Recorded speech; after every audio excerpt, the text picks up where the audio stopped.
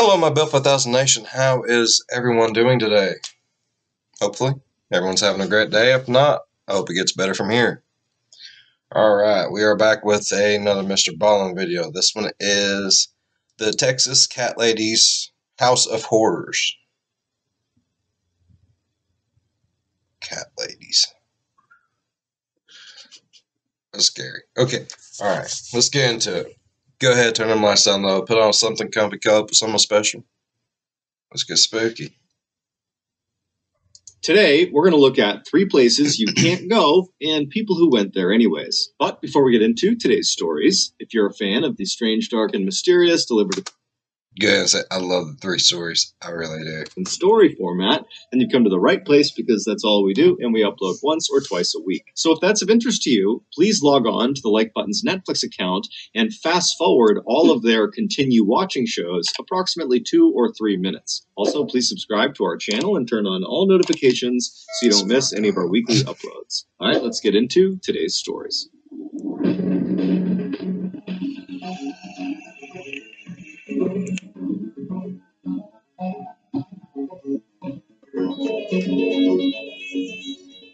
Located on the far northern tip of Maine, right on the border of Canada, lies a small rural town called Van Buren. Van Buren is home to about 2,000 people who, for the most part, have lived in Maine for their entire lives, and they tend to be very rugged and very competent people. But unless you live in Van Buren or know someone in Van Buren or have family out there, there's no reason you would have heard of this particular town. Nothing really happens in this town, at least nothing that makes headlines. However, that would change. In 2019, Van Buren made international headlines because of one man, Ronald Sear. As a young man in the 1950s, Ronald Sear joined the Air Force and fought in the Korean War. And then after he got out of the military, he moved back to his hometown of Van Buren, Maine, and he moved into a very modest 2-story home right near town. And for a little while, he just kind of floated about, didn't really have a direction in life. But eventually, because of his love for working with his hands and his general skill at working with his hands and building things, he started a small but successful tool selling company that he ran right out of his shed on his property. Fast forward to 2019, Ronald Sear at that time was 65 years old, and he still lived in the same property right near town in Van Buren. However, he now lived alone, and he still ran this tool selling business right out of his work shed. And for Ronald, this was enough. He was very content with his life. He was very happy. But I mean, that does sound cozy. Sounds like a cozy little life. It does. I mean, yeah.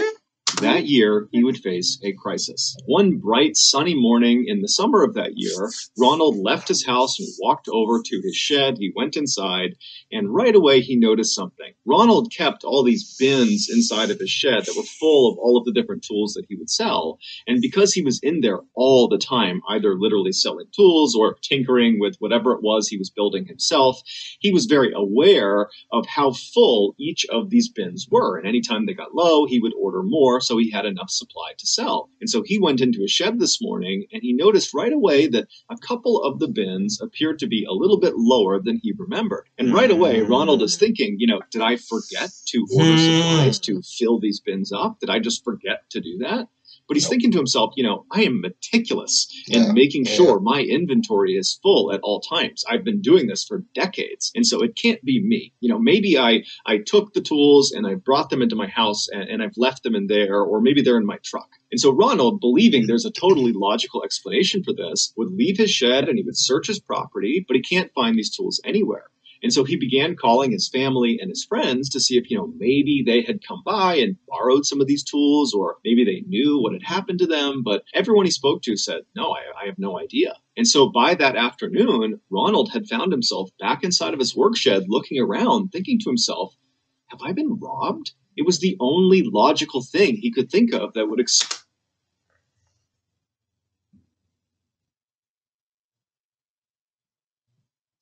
He went through a lot of stuff before he came to the conclusion of if he was robbed or not. And the first thing in my mouth, damn, been robbed.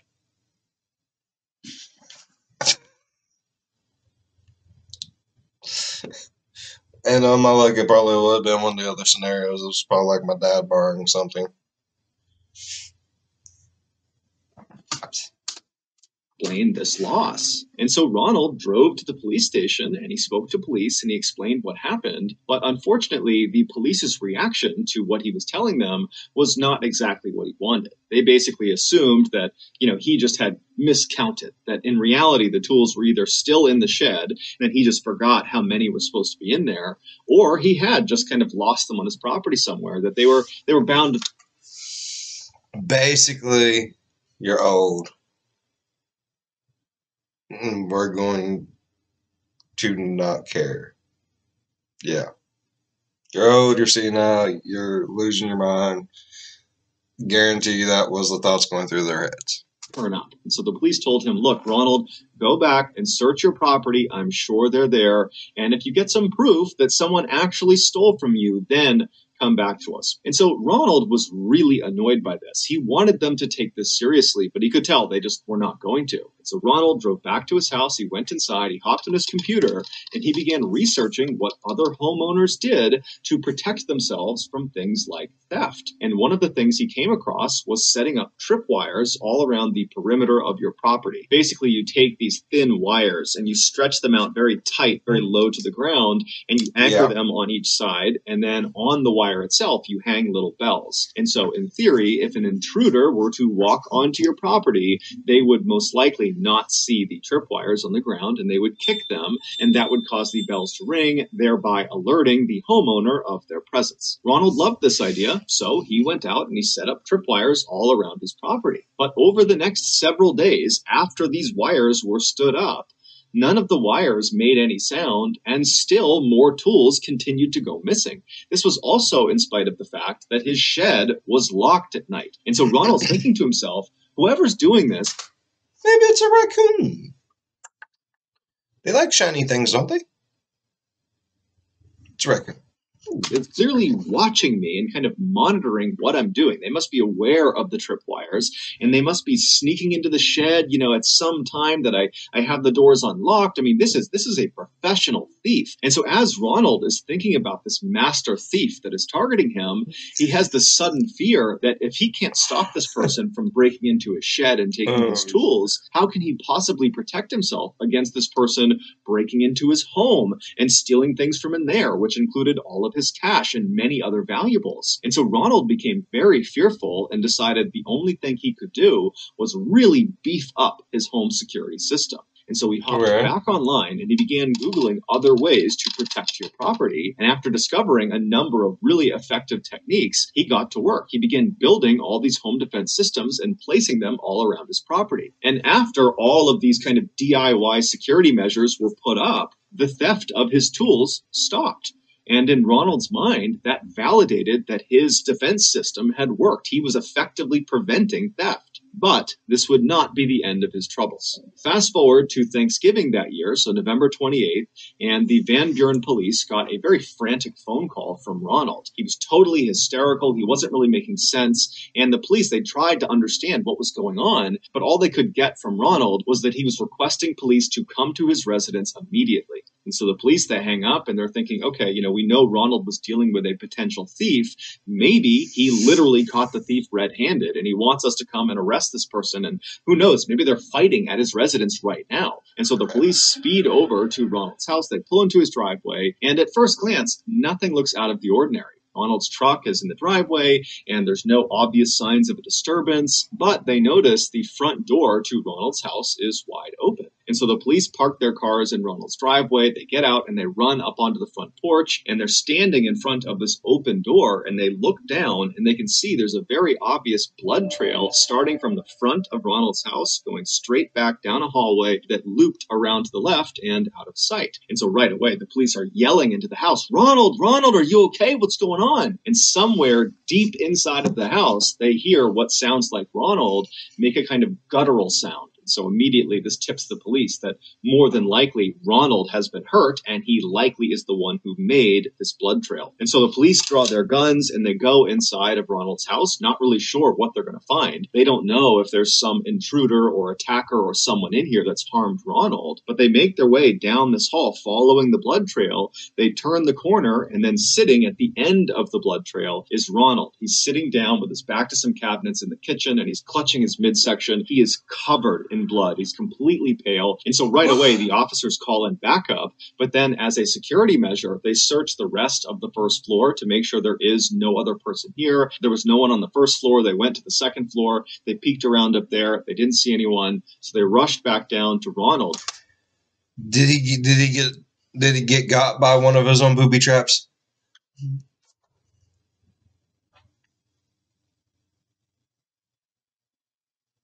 Oh my God, I hope he got caught by one of his booby traps.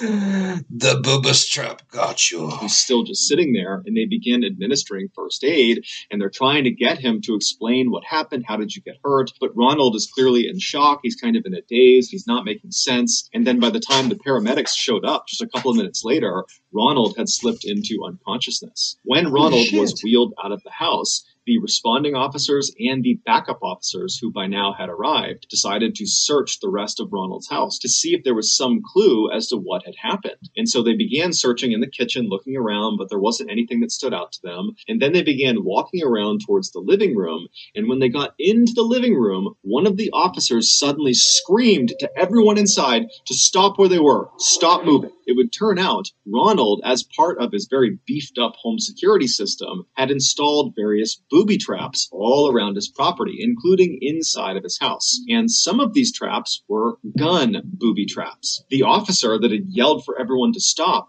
had spotted one of these traps. He saw a handgun anchored to the ceiling aimed at the front door, and there was a string attached to the trigger that was also then attached to the doorknob of the front door. And so if this trap were live and some person opened the front door, it would activate this trap, causing the gun to shoot them. And so clearly, Ronald had accidentally left this particular booby trap on, and he had accidentally activated it, shooting himself. And so after the officer sees this gun anchored... It's not funny, but it is. Yay! I'm sorry. No, boo. No. Bad. I'm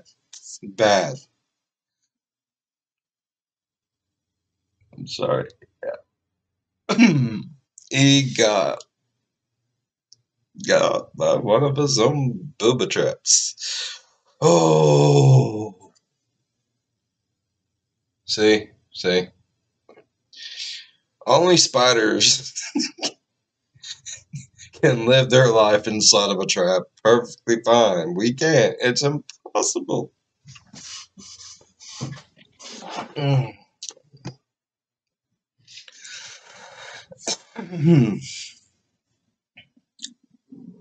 This started off really slow. I'm not even gonna lie. I was saying like, oh my God,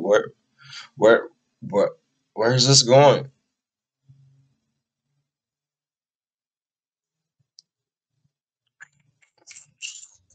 Once that blood trail hit, I was like, wait. It complete 180. He 180'd. Oh, damn.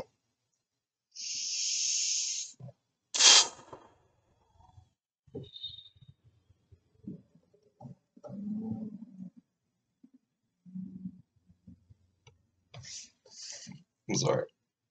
Ceiling, he tells everyone, and they begin looking up and just looking around to see if there are other traps. And amazingly, there are. In other doorways, just from where they're standing, they can see the barrels of guns pointing down that are obvious booby traps. In their haste to get in there and figure out what was going on, they hadn't noticed all of these guns in the ceiling, and so it was just kind of a miracle that none of the other traps had been set off. Ronald would be rushed to the hospital that night, but he would pass away from his wound. His death would be ruled an accident, and to this day, we don't know if he really was dealing with a professional thief that was stealing his tools, or if... Now I'm sad for laughing. That was so... I'm Michael, no. Ronald, come back. No, Ronald. No.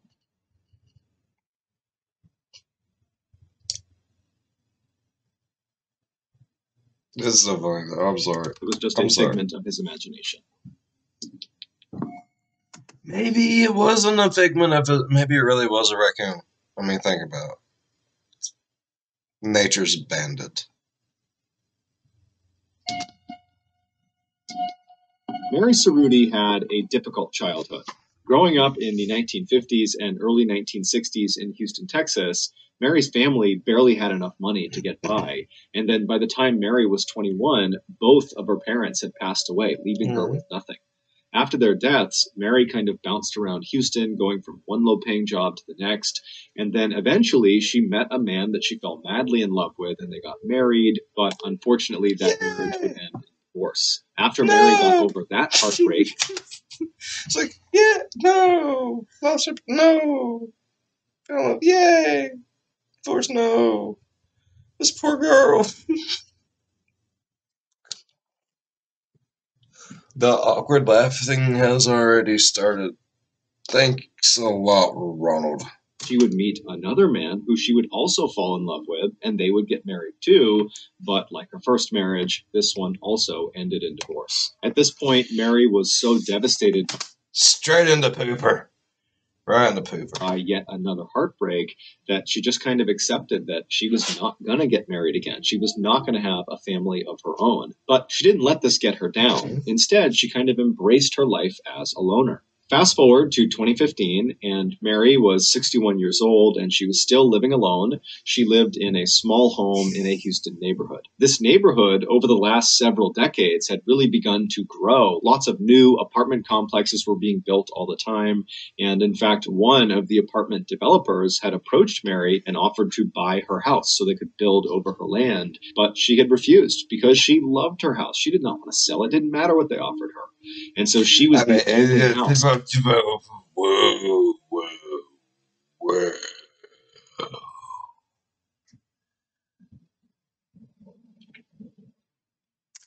It's true what they say. You cannot put a price on love.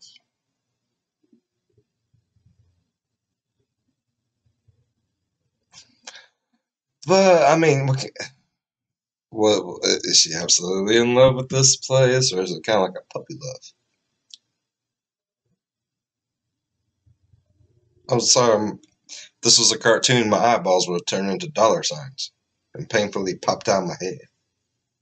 In this long stretch of apartment buildings that didn't sell. But Mary kind of liked it. She wrote in her diary that her bungalow was like a castle, and all these apartment buildings all around her were her castle walls. Mary didn't really have much contact with other people. She didn't have a consistent job, so she didn't have relationships with coworkers. She didn't have much contact, if any, with her living family, and she really didn't have any friends, with the exception of one woman who was in town who owned an arts and crafts shop, who Mary would periodically go into town and say hello to. Oh my God, that does sound like a cat lady, don't it? I mean, you picture a cat lady. That sounds like a cat lady. Poor cat lady.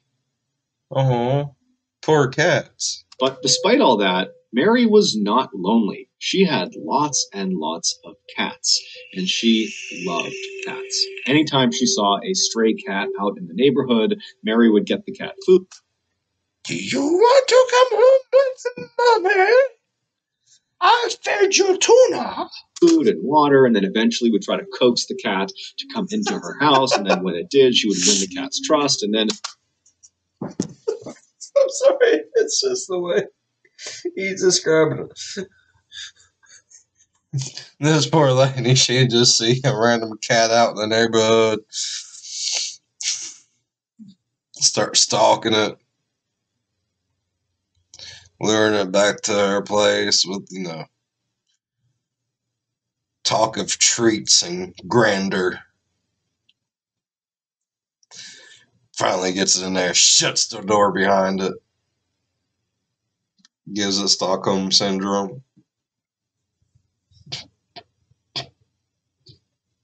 She would give it a place to live, and she would feed it and take care of it. And so before long, she had dozens of cats living in the house with her. And so these cats kind of became Mary's best friends. And so she rarely left the house, if ever. Hostages. Don't let me lie to you. They was hostages. Mostly just stayed in the house with them. In February of that year, one of Mary's neighbors happened to be walking by her property, and they looked over and they saw a stack of mail had grown on her front porch, indicating that Mary had not opened her door to get her mail. And this neighbor also noticed that while Mary's property did tend to get a little bit overgrown with the trees and the grass, it was exceptionally overgrown, like no one was even trying to take care of it. And so this neighbor was concerned. No. Oh, God. I already know. No. No. No. Oh, no. No. We're done. That's it. It's over. I know where this is going. We don't need to. Nope. That maybe something had happened to Mary, and so they opened up her fence, they walked across the yard, they went up onto the porch, and they knocked on the front door, but it was silent. And so this neighbor kind of leaned over and looked in the window that was just to the left of the door to see if maybe they could look inside, but there was a curtain drawn across that window, so they couldn't see anything. And so the neighbor tried knocking on the door one more time, but again, met with silence. And so after standing there for a minute, the neighbor left the front porch and walked around to the side of the house to see if maybe they could look in one of those windows, but when they went around to the side, those windows were covered with curtains too. So the neighbor walked back to the front of the property and just stood there. Damn people with their damn window sheet, blanket, bedding set stuff. We don't know what that stuff's for.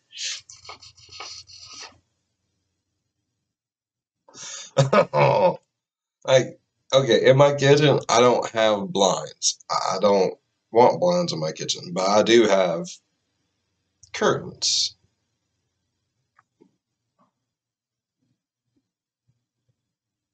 I'm pretty 100% sure I have curtains on every window.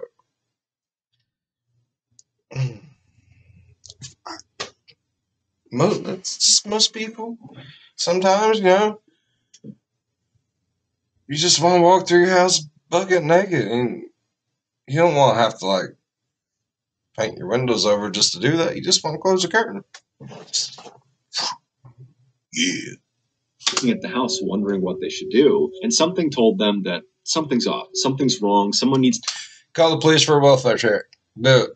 Do it! To make sure Mary really is okay. Someone needs to get inside of this house. And so the neighbor called the Houston police and explained the situation. A few minutes later, the Houston police arrived, and they too went right up onto Mary's porch. They knocked on her door. It was met with silence. And so after that, the police talked to one of the other neighbors and got a key that Mary had apparently given them previously. And the police went back to Mary's front door. They used the key. They unlocked the door. They opened it up. And right away, they were hit with this horrible smell coming from inside the house. The police pushed the door the rest of the way open, and they went inside and they yelled out for Mary, but it was silent. And then before the police even began walking around,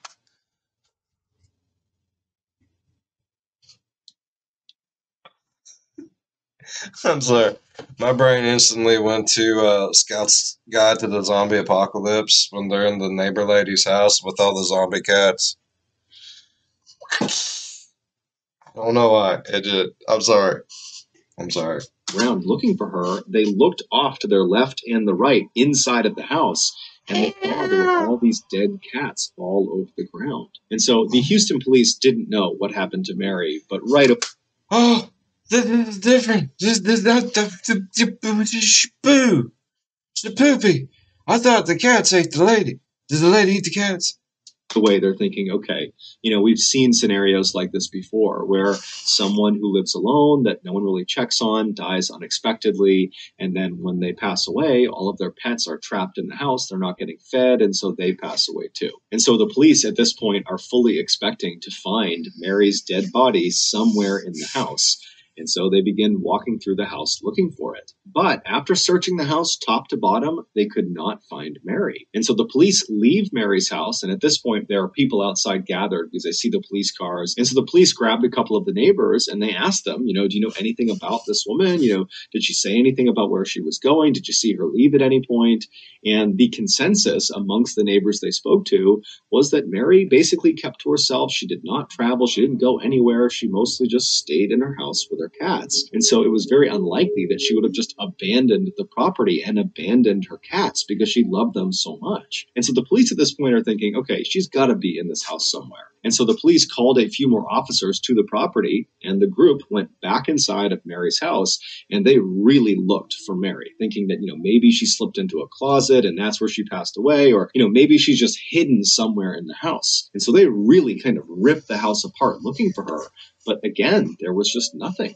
And so after they finally stopped the search without finding Mary, the police contacted Mary's extended family and they asked them the same questions. Did Mary say anything about a trip she was going to take? Is there any reason she would just abandon her property? What if she didn't abandon the property? What if one of the cats got stuck somewhere, like under the house or in the attic or in a crawl space somewhere, somewhere no one really even knows to look at or would even think to look at. And then she got stuck too. Like she's just there, like. And they all would say, look, we don't talk to Mary. We don't know where she went. We have no idea. And so for a little while, the Houston police continued to search for Mary in and around Houston. But eventually, after finding nothing, the search kind of stopped, and they reached out to Mary's family and said, if you hear anything else about what happened to Mary, please let us know. Several months later, Mary's house went into foreclosure because no one was making the payments anymore, and the bank put her house up for auction. And a real estate entrepreneur in Houston bought the house up quickly, and after cleaning it out, he put it on the market to be rented out. And for the next couple of years, several tenants lived in Mary's old house, none of them staying for very long. Then in March of 2017, when the property was vacant, this young couple reached out to the landlord and said they were looking to rent, and they were hoping to potentially stay in this property for 2 or 3 years. The landlord was thrilled, and he sent over a lease for them to sign. And then once the couple had signed the lease and the property was theirs, the husband decided to just go over on his own and walk around the property and see what they would need to buy in terms of furnishings. And so the husband arrives at the property, he goes in the front door, he walks around the first floor, and then at some point he decides he wants to go up into the attic to see how much storage space they have. And so he gets underneath the trap door in the ceiling, he grabs the string and he pulls it down, revealing this folded up ladder. He flips down the lower ladder piece and puts it on the ground, and then he began climbing up. Once he got up into the attic, he stayed standing on the ladder and just kind of scanned around, and he saw there really wasn't much up there. There was a couple of metal cages that appeared to...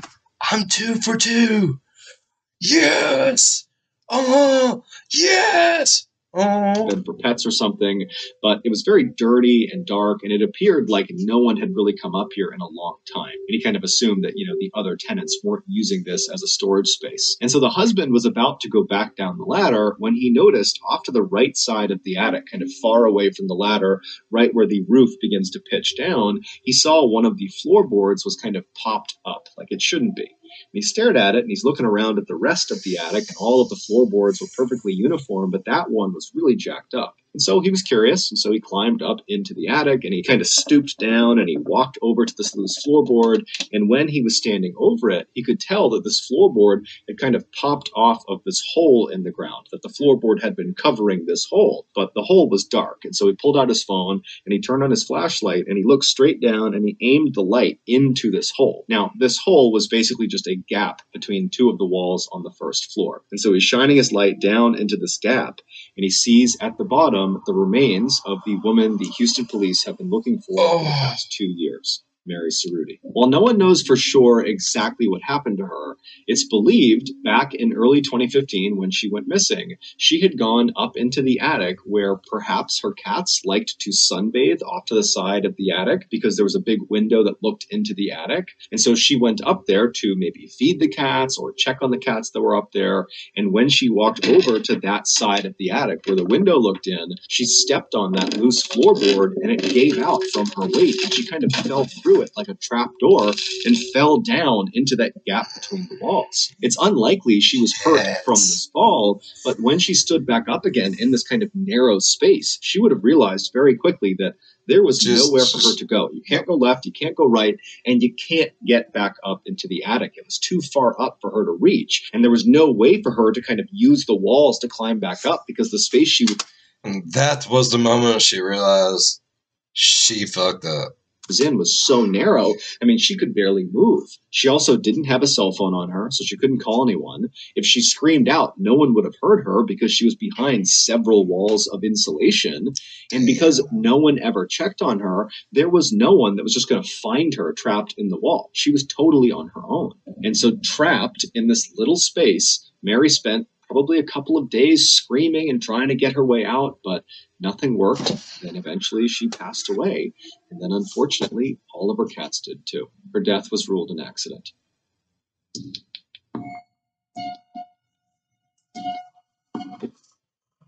Damn. Like, that sucks massive balls. Like, for real. It does. It sucks. That's horrible. But on the bright side, I was technically kind of right, though. Twice.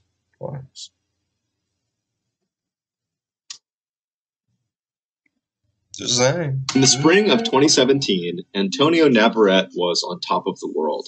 Just a year earlier, the 21-year-old Florida resident had met the love of his life, a young woman named Daisy Martinez. And now Daisy was pregnant, and so she and Antonio were very excited about starting a family together. For the time being, Antonio and Daisy were living with Antonio's parents in his hometown of Waimama, which is a quiet rural suburb just south of Tampa. But Antonio...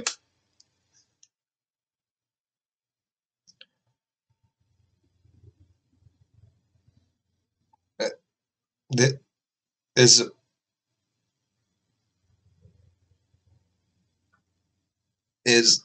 he say this place is called Why Mama? Like, why Mama?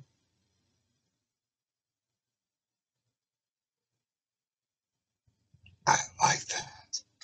Had a bright future ahead of him. Ever since he had graduated high school, he knew what he wanted to do with his life. He wanted to be an auto mechanic, and he had the skills to do it. From the time he was a toddler, he had always been obsessed with cars, breaking apart his toy cars and putting them back together. And then as he got a little bit older, he began drawing these very intricate drawings of cars that he loved or designs for new cars. And then when he was a teenager, he began actually tinkering around with real cars until he finally acquired a car of his own. It was a white Chevy lowrider pickup truck that he tricked out with all these fancy lights and special rims and this huge sound system that took up most of his back seat. It was thanks in part to this truck, which he nicknamed Casper, that Antonio, who was too shy to be much of a ladies' man, met up with Daisy in the first place. Antonio had driven Casper to a local car meetup for other car enthusiasts, where you could basically park your vehicle and you could walk around and see what other people did to upgrade or enhance their vehicles. And so while Antonio was there, he was walking around when he saw on the far side of this meetup, there was this unbelievably beautiful young woman, and he found himself just staring at her. He couldn't help it. And this young woman, who was Daisy, she eventually would look up and she would smile at him, and the rest, as they say, was history. 6 months later, not long after Daisy had moved in with Antonio at his parents' house and the couple had announced to their delighted families that they were going to have a baby, Antonio got yet another good piece of news. He'd landed a good job with a company that did maintenance work for Tampa Electric Company's Big Bend power plant, which was located in Apollo, Florida, which was about 10 miles to the east of Antonio's parents' home. Now, this was not Antonio's dream job. He still very much wanted to eventually become an auto mechanic. That still sounds like a badassery job upbringing right there. Yeah. But this job paid $12 an hour, nearly double what he was used to making. And so with this job, he and Daisy would finally be able to raise enough money to get a place of their own, hopefully before the baby arrived that fall. Also, Antonio had been told by other people who worked at this company that this was actually a really easy job, that pretty much you just rolled around on golf carts all day picking up trash. It was perfect. A few weeks later, on June 24th, Antonio found himself driving in his truck to the Big Bend Bend power plant for his first day on the job. As he drove, he would have glanced over at the picture of Daisy he had taped to his dashboard. She was the only woman he had ever loved besides his mother. When Antonio arrived at the Big Bend power plant, he was totally amazed at just how enormous this thing was. It was basically this huge factory that sat right up against the water, and there were 4 huge smokestacks coming out of the ceiling of this factory with white smoke billowing out of them. This plant produced electricity, and they did this by burning coal. This process was done in 4 distinct units that were inside of this factory that Antonio was looking at. And each of these this is going to end bad. Units is comprised of a humongous boiler, which is basically a 12-story tall oven. And so coal is loaded into this huge boiler, and it burns at the bottom of the boiler, creating some steam. And that steam goes up the boiler and begins to turn these huge turbines, creating the electricity. And then the steam just continues up the boiler and then out its respective smokestack into the air. In newer units, the airborne ash, which is a natural byproduct of burning coal, is captured inside of the boiler. But at Big Bend, 3 of their 4 units were built in the 1970s, so they were older models, and they did not capture the airborne ash inside the boilers. Instead, the ash would get heated up so much that it would melt and turn into a substance called slag, which basically is molten lava, like this. Yes. And it can build up inside the smokestacks, and you gotta go down in there and get it out. And it's very dangerous. Very, very Stuff dangerous. That comes out of volcanoes. That's what slag is. And so as this slag kind of builds up inside of the boiler, it would go through this man-sized hole at the very bottom of the boiler. And right below that hole is this 30-foot tall water tank called a cooling tank. And this red-hot slag, it basically dumps down into that water, which cools it off, turning it into these kind of glassy rocks. And then they settle at the bottom of this 30-foot cooling tank. And at the bottom of the cooling tank is this grinding mechanism that pulls these hardened, cooled off little boulders of slag into it, and it crushes them up and spits them out on the other side as little tiny bits of slag chips. And then these chips get sold for use in everything from sandpaper to roofing shingles. So after Antonio had spent several minutes just admiring this gargantuan building he would be working in, he gathered up his things, he hopped out of his truck, and he headed toward the front doors. That day, and the next couple of days, were very uneventful for Antonio. He basically just sat in a break room and watched videos about safety and training, and then when he wasn't doing that, he was out trying to navigate around the inside of this huge factory, which is basically this huge maze, and he found very quickly that it was a very hazardous place to work, as there were huge trucks moving around inside of it, it was super loud, and there was just heavy machinery operating constantly all around you. But after several days of just kind of walking around and asking people what things were, Antonio felt like he had a pretty good handle on the layout and also on what his job would entail. On Thursday, June 29th, so just 4 days into doing this new job, Antonio woke up in his parents' house in a really good mood because the next day, that Friday, Daisy was going in for an ultrasound and they were going to find out whether their baby was a boy or a girl. And he was very excited about this. And so Antonio came downstairs, he grabbed a quick bite to eat, and then he kissed Daisy on the cheek, and he headed outside into his truck and began the commute to work. A few hours later, Antonio's mother was in the grocery store when she pulled her phone out of her purse, and she noticed Antonio had called her, and she missed it, but he had left a voicemail. And so she played the voicemail and then put the phone to her ear. And what she heard was quite possibly the most traumatic thing a mother could ever hear from their child. After leaving the house that morning, Antonio drove all the way to work, no problem. He parked in... Remember when I said this is probably going to be bad? All the stuff he was talking about to this moment right here. This moment here is the beginning of the bad stuff I was like, oh no, about. Guarantee it.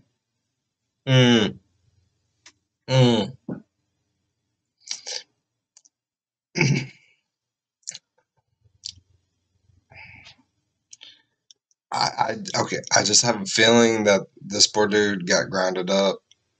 That's just me. I hope I'm wrong, but oh, that sounds so painful. Lot.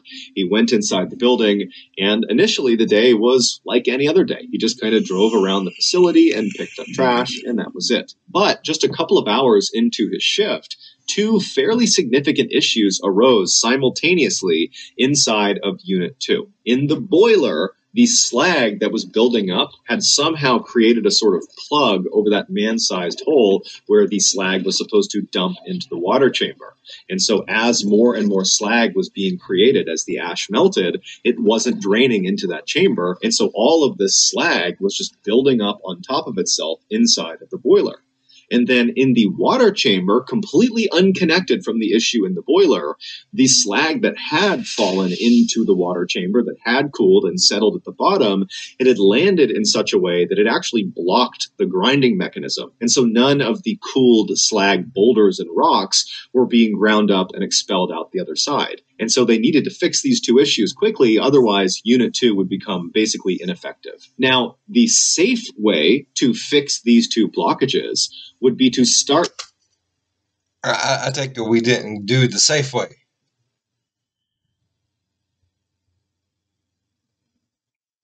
And the reason why I'm 100% sure we didn't do it the safe way, because that's what we started with.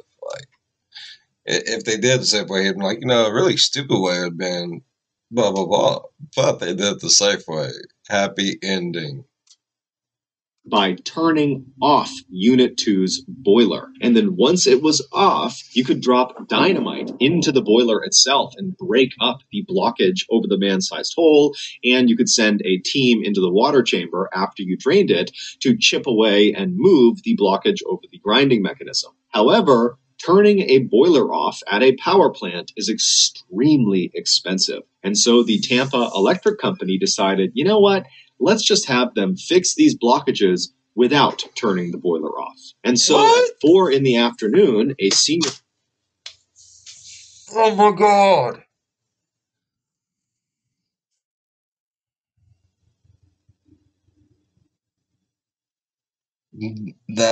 That's so shitty, but it happens all the time. Oh my God. We can't lose out on a few $1 billion. Look, yes, to us, a few $1 billion is a lot. To places like that, it's like a drop in a bucket. I mean, am I saying my life is worth then billions of dollars? I would like to think so. It probably isn't. But I would like, life is priceless, right? That's what we're going. I'm priceless, like a diamond. Yeah. The plant manager rounded up 5 other employees, which included Antonio, to come with him and do these repairs inside of Unit 2. And so the plan was to empty all the water from the cooling chamber of Unit 2, and then once it was empty, they would open something called the doghouse door, which is on the outside of the cooling chamber towards the bottom. They would open that up, giving them a line of sight into the bottom of this cooling chamber where that grinding mechanism was, where all those slag rocks had kind of come to a stop on top of it, and they would fire water cannons into the bottom of this cooling chamber to attempt to dislodge these slag rocks off of the grinding mechanism. And then after they cleared that blockage, they would shut the doghouse door and they would somehow deal with the blockage inside of the boiler. But that felt like a secondary issue. They needed to make sure the grinding mechanism was cleared before they did anything else. Now, you need to understand that this company had asked their employees to do this type of repair before, to do it with the boiler still on. And in the past, nothing bad had ever happened. And so these 6 guys, including Antonio, must have thought this was just totally routine, that we would never be asked to do something like this if it was extremely hazardous. But it would turn out what they were doing, making these repairs with the boiler still on, was quite possibly the most hazardous thing they could possibly do at this plant. But either way, the 6-man team made their way over to Unit 2, and they began taking up positions with their water cannons right in front of the doghouse door. Antonio's job for this operation was actually not to be involved in getting the slag free. He was just going to be there to clean up during and after the operation. And so he stood kind of in front of the doghouse door, but maybe 10 or 15 feet back, just kind of standing back, watching the other guys do their jobs. Now, you need to understand the scale of the machinery in front of Antonio and these other men. You have the water chamber, which is 30 feet tall, and then above the water chamber is the 12-story tall boiler that is still on. So there's coal actively burning inside of it. There's red hot slag, so like lava, just kind of tumbling around inside of it. And the steam inside of this boiler is well over 1,000 degrees Fahrenheit. And so they are dwarfed by this totally dangerous piece of machinery. But eventually, okay, stop building the suspense. Let's punch this butthole. their operation begins. The senior plant manager has the water chamber drained, and then after it's empty, they open the doghouse door, and Antonio watched as the other 5 men took turns with their water cannons, firing them through the store at the big slag rocks that are sitting on top of the grinding mechanism. And it wasn't really working that well, but they were starting to make some progress, and Antonio likely was just kind of getting bored waiting for this to be over because there really wasn't much for him to do. There wasn't much cleanup. And then as he's standing there, something horrible happened. Because the boiler had been left on, all that ash was still getting melted and turned into slag. And the slag was not being drained because that plug had formed over the man-sized hole in the boiler. And so you have all this slag that's building up. It's getting heavier and heavier and heavier.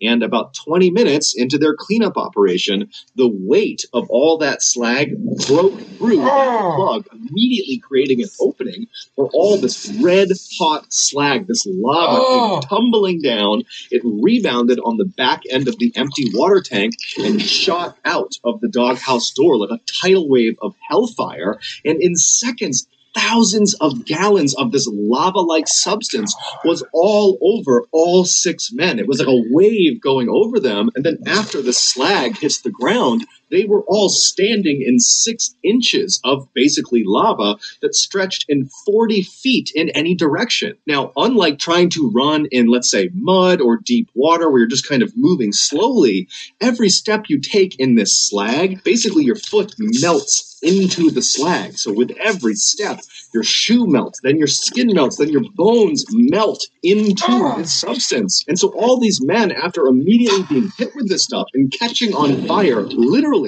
they likely tried to start running, but it was like their bodies were slowly consumed by this slag feet first. And so Antonio tried to run like the rest of them, but he couldn't go anywhere, and he fell onto the slag. So he's laying on his side, and as he's melting and burning to death, he reaches into his pants pocket with his free hand, and he pulls his phone out, and he calls his mother. She doesn't pick up, and so he leaves her a voicemail. And all he says is, Mom, I'm burning. Please call the cops. Please, Mom. And in the background of this voicemail, all you hear is the hissing sound of the steam and slag pouring out of the boiler. In total, 5 of the 6 men that were a part of this repair operation would be killed from this tidal wave of slag. Antonio would be one of them. Tampa Electric would end up paying out a settlement to each of the families of the deceased. So that's going to do it, guys. If you got something out of today's episode and you haven't done this already, please log on to the Like Button's Netflix account.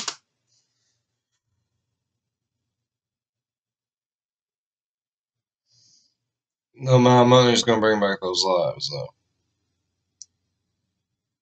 And yeah, money's might make you feel a little bit better in the moment, but it's not gonna help do nothing. It ain't shit. It's not. I'm sorry.